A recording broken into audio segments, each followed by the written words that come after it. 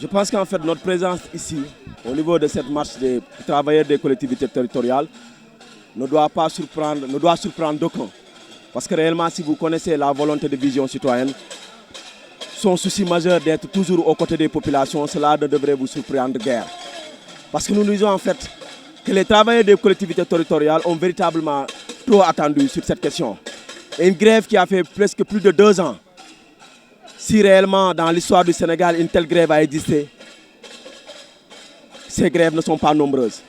Aujourd'hui, c'est comme si à la limite, si on parle de l'État est une continuité, quand nous avons eu écho que le ministre de tutelle, le ministre des collectivités territoriales avait rencontré les travailleurs des collectivités territoriales, nous nous sommes dit, tiens, il va y avoir un début de solution. Malheureusement, ce début de solution tarde à voir le jour. Et de là, nous interpellons les nouvelles autorités étatiques, à savoir le régime du président, son Excellence Bassirou Diomaye Faye, son Premier ministre, ainsi que le ministre des collectivités territoriales. Pour lui dire, ou pour leur signifier en même temps que cette grève n'a fait que trop durer et que véritablement les Sénégalais qui ont besoin d'actes d'état civil, véritablement sont en train de souffrir. Ils font le martyr pour véritablement avoir ces papiers-là. Maintenant, tout compte fait, ce que l'État doit faire, c'est de tout rapidement solutionner ce problème-là qui n'a fait que trop durer. Vous savez, il ne faut pas qu'on ait un nouveau régime, mais qu'on voit véritablement les autres pratiques concernant à ce que l'on dit. Nous avons entendu, nous allons prendre le temps qu'il faut. Je pense qu'aujourd'hui, il n'y a plus de temps à attendre. Ces travailleurs-là ont fait cette grève-là. Ils ont été dans un mouvement d'humeur depuis plus de 2 ans. Ça suffit largement. Nous demandons aux autorités étatiques nouvellement installées de prendre en compte ces doléances ou ces revendications des travailleurs des collectivités territoriales. Et cette solution se pose avec acuité. Et nous leur demandons, en tant que peuple sénégalais, en tant que population, ce n'est pas une demande, c'est aujourd'hui une exigence pour que cette problématique-là puisse connaître un début de solution le plus rapidement possible. Parce que nous ne pouvons pas continuer à venir dans les collectivités territoriales pour chercher des actes d'état civil, pour nous inscrire peut-être dans des états civils. Malheureusement, c'est des choses à la limite qui se font de manière à la limite extraordinaire. Pourquoi? Parce que pour maintenant honorer tout cela, ça devient, il faut faire des prêts de grue. Et le gouvernement d'en place nous a dit Djoubal, Djoubanti. Nous sommes dans ce science-là et nous leur demandons de tout faire pour régler le plus rapidement possible ce problème qui n'a fait que trop durer. Parce qu'on dit bien que trop c'est trop et nous pensons que le gouvernement d'alors, le gouvernement de Macky Sall, son régime, a dit qu'il y a des débuts de solutions. Mais ces débuts de solutions ne sont pas visibles. Et aujourd'hui, ils ont tout fait pour régler un certain nombre de problèmes concernant ces collectivités territoriales. Parce que les adjoints aux maires, les maires ont eu des augmentations. Mais pourquoi cette discrimination-là, à la limite? C'est une injustice. Et nous pensons que la justice doit être rétablie pour ces travailleurs-là. Ils ne sont pas des esclaves, ils sont des travailleurs. Ils font convenablement leur travail. Maintenant, ce qui reste, ça dépend de l'État. Et l'État aussi doit respecter ses engagements, ses prérogatives envers ces travailleurs-là. Je disais tout à l'heure que nous remercions véritablement toutes les populations de Ziguinchor qui sont venues avec nous aujourd'hui manifester avec nous. Nous félicitons la vision citoyenne avec le responsable Madia Diop Sané qui n'a jamais cessé d'accompagner les travailleurs de collectivité territoriale. Depuis que cette injustice-là est là, Madia a été toujours à nos côtés. Sans oublier effectivement l'Union régionale de la synthèse de Ziguinchor, sans oublier les travailleurs de la Sonacos qui aujourd'hui se sont démêlés comme un seul homme pour venir accompagner les travailleurs de collectivité territoriale. Nous nous en félicitons. Nous lançons un appel à l'État et c'est la énième. Nous disons à l'État d'appliquer cette fonction publique locale. Parce qu'ils le savent, ils savent très bien ce dossier, ils connaissent bien ce dossier.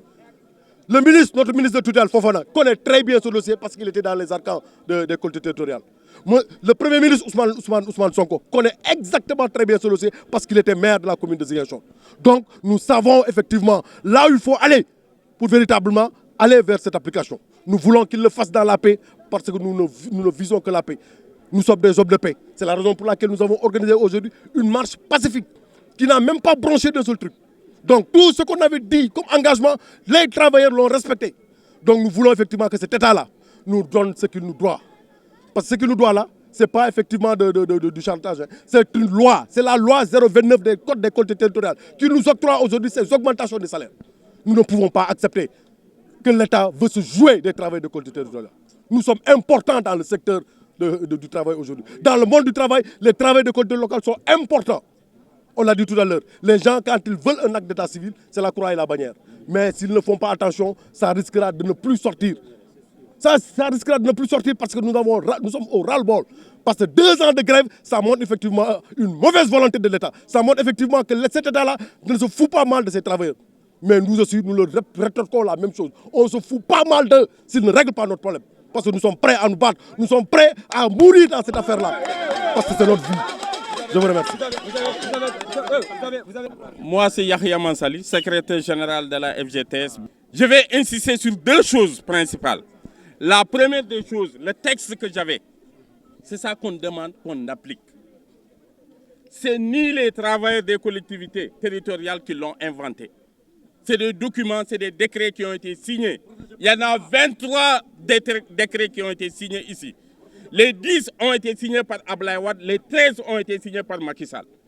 Donc je crois que l'État est une continuité. Par conséquent, tout ce qu'on va dire, les articles 8, 29, tout se trouve dans ce document-là. Donc, ce qu'on demande aujourd'hui, j'invite le ministre Bala Moussa Fofana à inviter l'intersyndicale à s'asseoir sur une table pour pouvoir régler de manière définitive ce problème. Vous savez, on ne peut pas revenir en arrière parce qu'une loi est une loi, il faut l'appliquer. Donc, c'est ça qu'on lui demande. La sortie de ce ministre-là ne grève pas à tous les travailleurs parce qu'un problème se règle sur une table de négociation. Dire qu'on avait 16 000 agents, ça c'est le recensement qui a fait sortir de ça. Où nous avons 3 catégories de travailleurs qu'ils ont classés. Le panier vert, le panier bleu et le panier rouge. Or, dans ce panier vert-là, seulement qu'on leur demande d'appliquer. Où est le problème? Pour commencer, ça tourne autour de 6 000 agents. Est-ce qu'il y a un problème de régler un panier vert? Ou bien il y a une volonté de la part de l'État? Donc, nous l'appelons dans ce sens-là qu'on puisse négocier, régler de manière définitive. Vous savez, le lendemain meilleur du Sénégal-là est important parce qu'il y a l'apparition du pétrole et du gaz qui demandent beaucoup plus de stabilité dans ce pays-là. Nous, de cette génération, on ne souhaite même pas que ce pays soit traîné en lambeaux parce que l'avenir de nos enfants, il compte dans ça. Nous, notre carrière est focalisée sur ce document-là. C'est pour cela que nous allons nous battre jusqu'à la dernière énergie pour l'application de ces textes-là.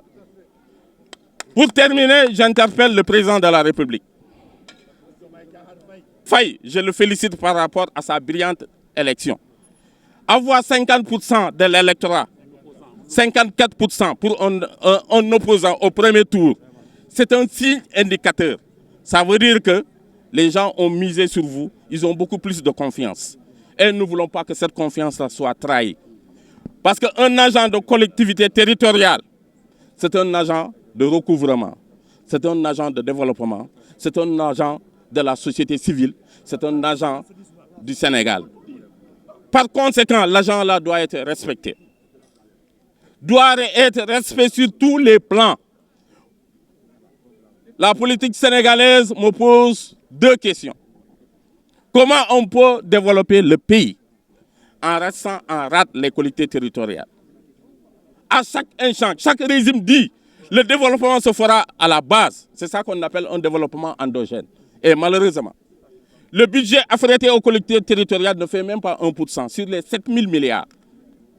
C'est dommage. Revoyons notre politique. Considérons les agents municipaux parce qu'ils abattent un travail sérieux pour le développement de ce pays. Un jeune président doit toujours viser sur l'avenir, doit avoir une vision. Cette vision d'essayer d'accompagner la population, la jeunesse, mais surtout les travailleurs qui fondent le développement de ce pays.